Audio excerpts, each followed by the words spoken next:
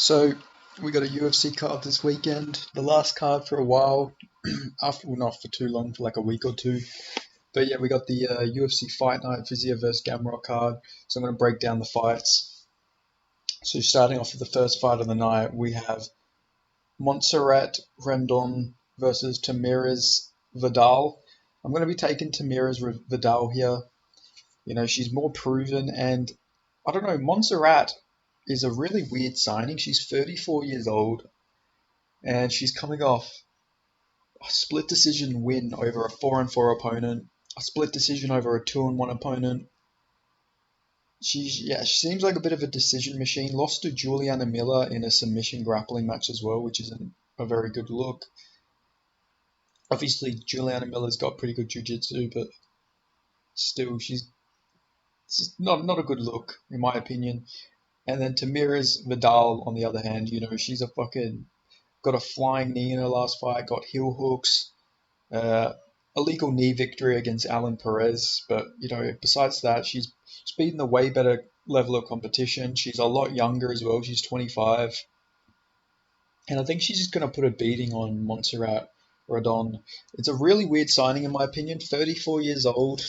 You know, Dana says, we're not looking for 35-year-old contenders. You know, like, but then he goes and signs this fucking chick. I don't see the hype. I don't think there is any hype. Everyone's picking Vidal in this, and so am I. But it seems like such a bizarre signing for the UFC to make. Like I say, 34 years old, split decision wins over subpar competition. So I think Tamires Vidal is just going to get this one done. It's women's MMA though, so you know maybe fucking Montserrat Rundin will go on to be the fucking bantamweight champion or some shit. But I reckon Tamires Vidal gets this one done. And then we have another women's fight, this time in the strawweight division between Hannah Goldie and Mizuzuki and Anua. Sorry, I probably butchered that.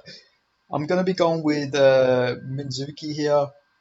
I don't rate Hannah Goldie at all. You know, she got spitting elbowed, KO'd by Molly McCann. She lost to Diana Bielta, lost to Miranda Granger, beat Emily Whitmore, but Emily Whitmore is literally 4-5.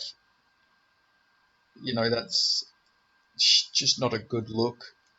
And, you know, Mizuki's lost a few fights, but I rate her losses higher than I rate Hannah Goldie's wins. Like, going to a decision with Amanda Lemos isn't bad at all. Amanda Lemos hits really hard for a woman fighter. And, you know, she beat Yanan Wu in a fight, you know, but she's lost a few fights as well. But, you know, she went to a split decision with Verna Jandaroba. That's, like, pretty good. Uh, you know, went to a decision with Alexa Grasso. Like, she's got really good losses. Like, none of her losses are bad. Hannah Goldie, on the other hand, is losing to really bad level of competition. So I reckon Mizuzi, you know, was just going to outstrike Hannah Goldie to a decision. That's how I see this fight going. Maybe gets a TKO. And then we have another interesting fight, this one in the heavyweight division. We got Jake Collier versus Muhammad Usman. Now, this one's interesting because Jake Collier is really underrated, in my opinion. I know he lost to Chris Barnett, and then who did he lose to in his last fight? Was it the Chris Barnett fight? So he lost to Martin Buday, but I actually think Jake Collier is not that bad. I know he's 13-9, but he's got like a middleweight skill set at heavyweight. Like, if he lost a bit of weight, he'd have so much better cardio, and I reckon he could actually beat all of these heavyweights because he's got really good boxing, in my opinion. And I thought he beat Carlos Felipe. I thought he beat Andrei Arlovski. But yeah, now he's on a free fight losing streak. I do think he's going to lose this one though. But he has a really solid chance. I don't rate Muhammad Usman too highly. I thought Junior Tuffer won that Muhammad Usman fight on damage. I know Muhammad Usman had a lot of ground control, but he quite literally did nothing with the ground control. Like, not even ground and pound, not even submission attempts. He just laid there after getting almost knocked out in two of the rounds. It was a really weird fight. And in that Brendan Sales fight, he almost got KO'd like twice. So I don't rate his chin too highly. He got dropped by Dontel Mays as well. I don't think Muhammad Usman's very durable. Like I say, he almost got knocked out by Junior Taffa. Junior Taffa's good, former glory kickboxer, but still he's almost getting KO'd a lot. So I don't rate his chin too highly. But I do think he's going to win this fight against Jake Collier. Jake Collier's respectfully, he's an out of shape heavyweight, an out of shape middleweight, I should say. This guy fought at middleweight, probably should still be at middleweight or light heavyweight at least.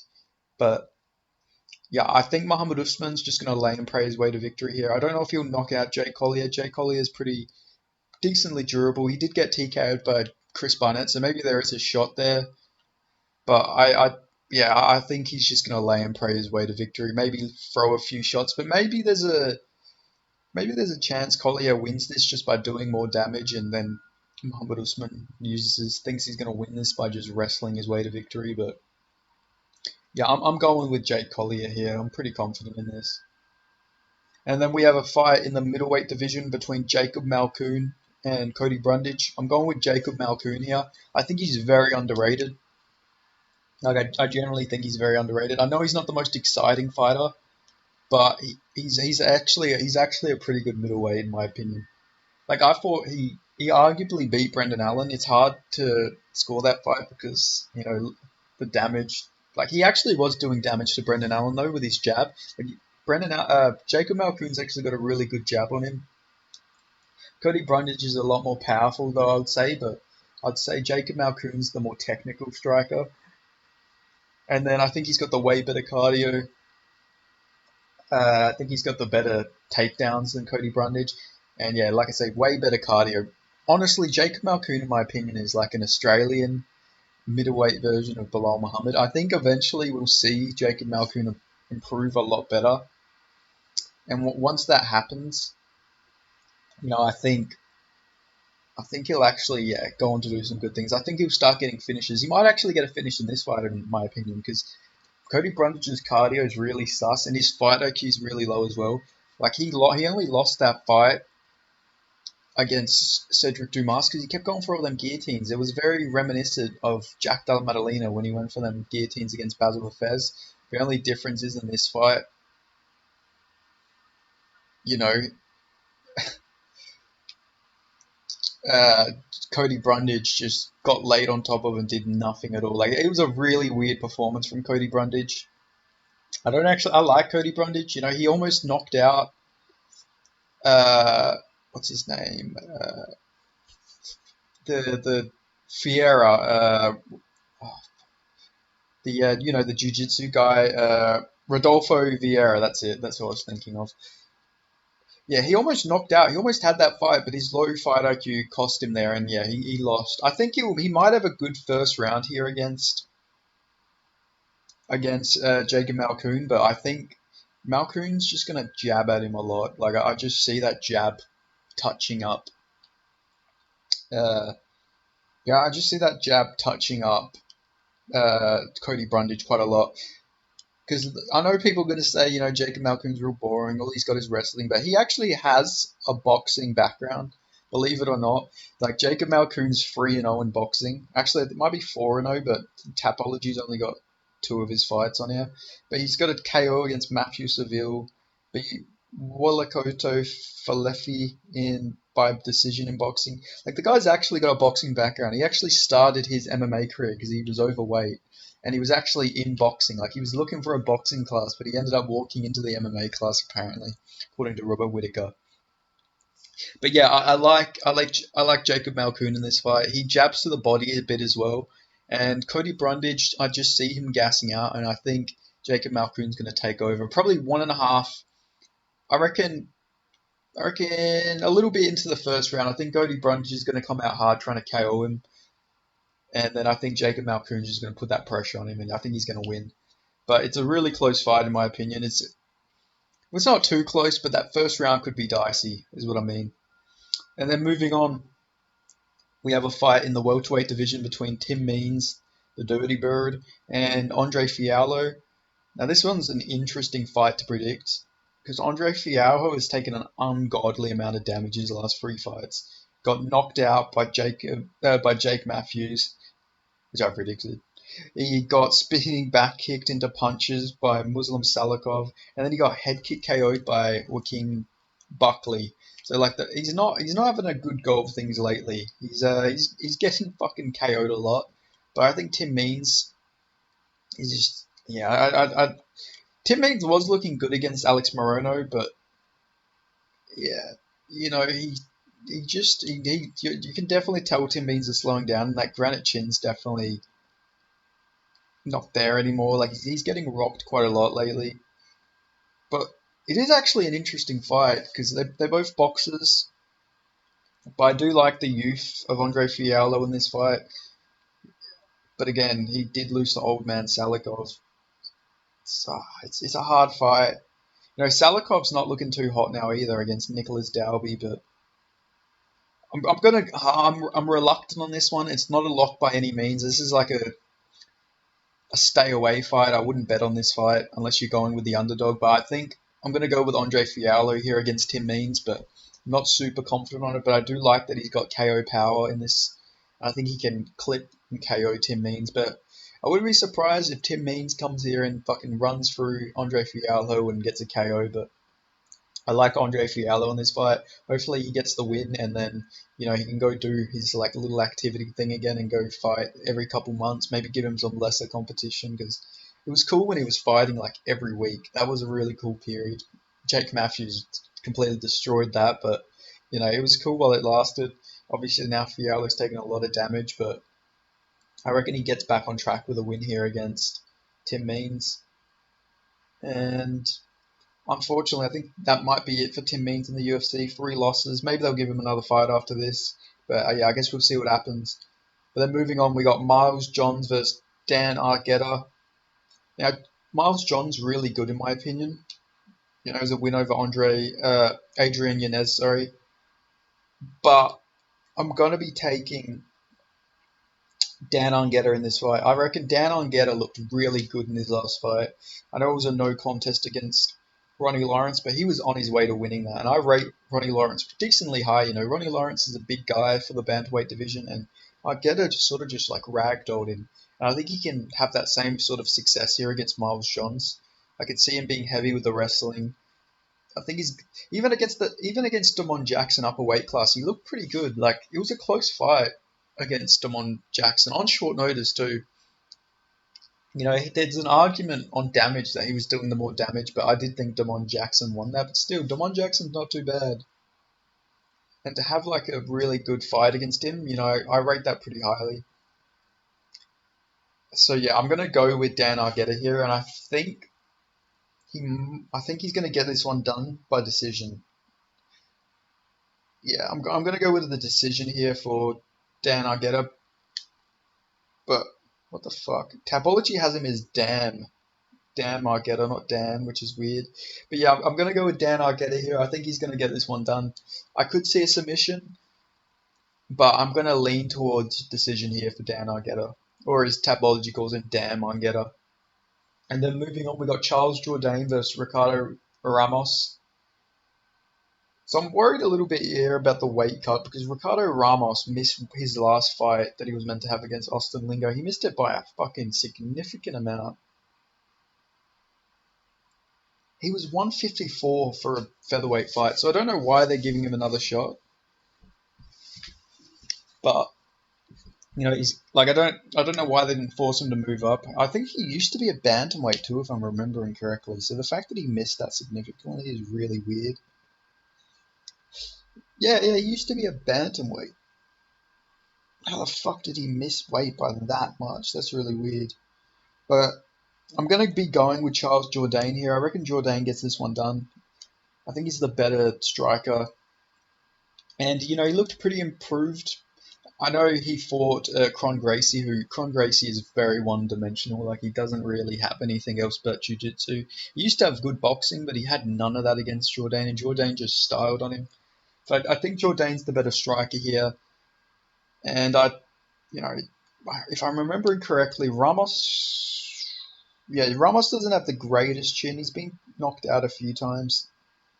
Obviously, some with the body kicks and punches, ground and pound. I think Charles Jourdain can get this done with body attacks. He mixes it up to the body pretty well. And yeah, I can see him winning this with body attacks. Either late TKO or a decision for Charles Jourdain. But yeah, I really like Charles Jourdain in this fight. But Maybe Ramos can mix in some grappling, but I think Jourdain's takedown defense is looking a lot better nowadays. But again, it is Con Gracie, he's very one-dimensional, so yeah. But I'm going to go with Charles Jourdain here. And then we have a welterweight fight. We got Brian Battle versus AJ Fletcher. This is honestly really weird matchmaking, in my opinion. I don't know why they're matching AJ Fletcher up against Brian Battle. I feel like Brian Battle arguably could fight somebody higher than AJ Fletcher. But it is funny matchmaking because you're giving a former heavyweight in Brian Battle, like literally the smallest welterweight in the roster. Like AJ Fletcher is like a featherweight who's fighting at welterweight. Like he's got a 67-inch reach. He's 5'10", but I think he's shorter. And yeah, he looks like he should probably be at lightweight, but still, he's having some success. He beat Faremba Garimbo, and Garimbo bounced back in his next fight, and then he almost had Ange Looser out of there, but Ange Looser, just one of the toughest men on the UFC roster, doesn't quit. And yeah, he got that victory, and then came back and won the third round at altitude too. And then he didn't get rocked or anything by Matthew Semmelsberger, which is pretty impressive. So AJ Fletcher's got a pretty good chin. I don't think Brian Battle's going to go out there and do AJ Fletcher how he did Gabe Green. I don't think he's going to run out. They're going to swing and then he's going to knock him out. But I'm going to go with Brian Battle here. I think the size difference is just going to be insane. Like AJ Fletcher's got a 67-inch reach. Brian Battle's got a 77-inch reach. Like 10 inches of reach is pretty crazy. Obviously, we think that reach doesn't always matter. Like when we seen Jack Della Maddalena negate the reach against Kevin Holland, but I think in this case that Brian Battle is just gonna have his way a little bit here. I could see AJ Fletcher having some success with the takedowns. Brian Battle's takedown defense isn't the greatest. He does get taken down a lot, but he does have really solid jiu-jitsu, so maybe he could latch something up here against AJ Fletcher. But yeah, I'm pretty confident in Brian Battle. I think Brian Battle's really good, and I know he lost to Renat Fekretinov, but that was on really short notice. Like he didn't have to take that fight, but he did. And again, Renat Fekhretinov's a really good fighter, so I don't rate that loss too badly. And he almost locked up some triangles and got some submission attempts on Renat. So yeah, I like Brian Battle in this fight, but it'll be interesting to see what their game plans are. I would imagine AJ Fletcher's going to go wrestle heavy here, but maybe he runs into something. I think Brian Battle's the better striker, and I think he's got the better jiu-jitsu, but maybe AJ Fletcher's going to go and wrestle heavy. But I could see him gassing, he has shown to slow down a bit in them first rounds, and I think Brian Battle does have the better cardio. So yeah, I'm going with Brian Battle here against AJ Fletcher. But yeah, this is going to look, visually, this is going to be a really funny fight. Brian Battle is like massive compared to AJ Fletcher, but should be a good one.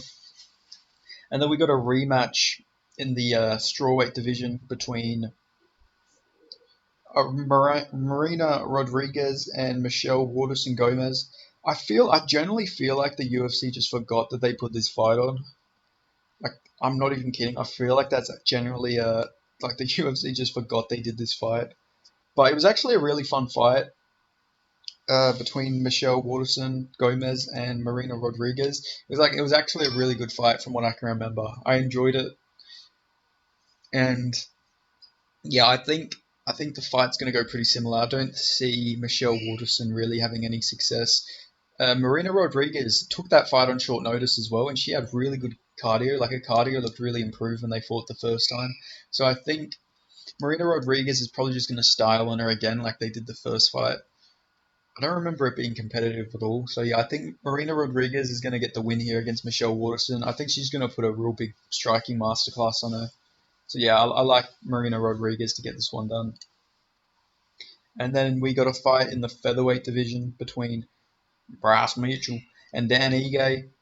Now, I've seen something that Bryce Mitchell said that he hasn't been training for this fight, and for most fighters, I think they're bluffing, but he might actually be serious. But stylistically, I really like this matchup for Bryce Mitchell. Dan Ige's looking good, but he's not looking good against the greatest guys. Like, Nate the Train is the GOAT, and Damon Blackshear is not bad either, but I rate Bryce Mitchell a lot higher than both of them dudes.